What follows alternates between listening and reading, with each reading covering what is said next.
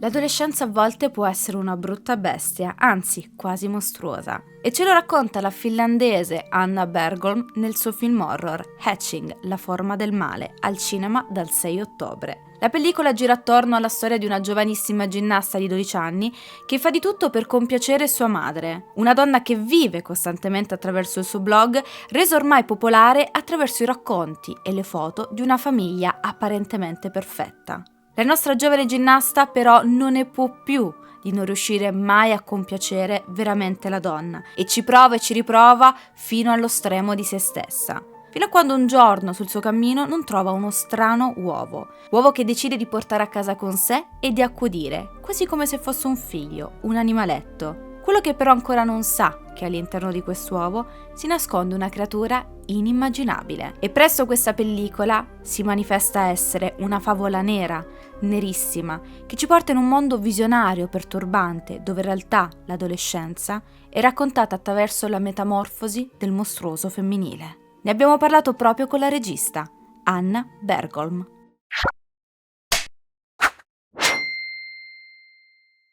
Una delle cose che ho trovato più interessante all'interno del film è l'uso dell'anomalia. Si entra in questo mondo apparentemente perfetto, ma è talmente tanto perfetto da essere inquietante, veramente strano, e ti dà quella sensazione quasi di entrare all'interno di un sogno, ma che molto presto si trasformerà in un incubo. Yeah, that was, I'm very happy to hear that, because that was something I was after, and I really wanted to show how this kind of world that the mother character in our film is kind of controlling, it's so perfect that it's kind of horrifying, and we did it in many ways. It was very carefully planned, and for example, all the colors in the house they're all matching, and they are all very toned, beautiful pastel colors, and there are no dark shadows anywhere, because mother doesn't allow any dark secrets, so there's always soft light and quite bright light, and also there are many subtle things, like you never hear birds singing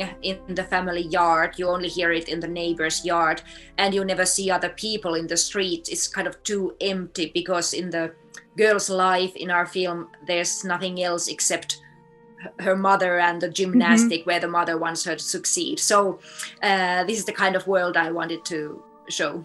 La protagonista del tuo film è una figlia che cerca in tutti i modi di compiacere sua madre e più ci prova, più non riesce. La madre vuole sempre di più, e per me questa madre un po' rappresenta la società nella quale viviamo. Una società dove, soprattutto con le donne, cerca sempre di ottenere un modello di perfezione. Le donne non sono mai abbastanza. Fai quello, non fare questo, di questo, non dire quest'altro. È solo una mia impressione? No, that was, yes, I'm very happy you said that, because that was exactly what I kind of also try to tell in our story. In our story, you can see mother and daughter relationship, but also you can think it more broadly.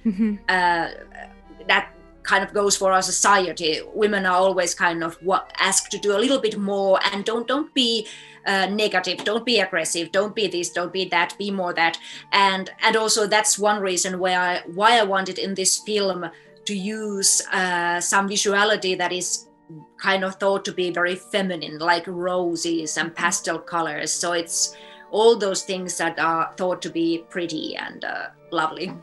Da un certo punto di vista, la metamorfosi, la crescita di Tinia mi ha un po' ricordato l'adolescenza e il suo modo di essere rappresentata all'interno di alcuni film horror, in particolar modo L'Esorcista oppure Carrie, lo sguardo di Satana, dove appunto le due protagoniste sono raffigurate come se fossero dei mostri, ma in realtà non stanno altro che entrando nella pubertà. È solo una mia impressione anche questa? Yes, I actually wanted to in this film to tell that the growing up itself is not the monster, but in girl's life, our main girl is just in the age when she's starting to reach puberty and kind of starting to question who she really is, and what really messes her mind and everything is that her mother doesn't fully accept her as she is and doesn't fully love her as she is, and that is the real horror of the film for her.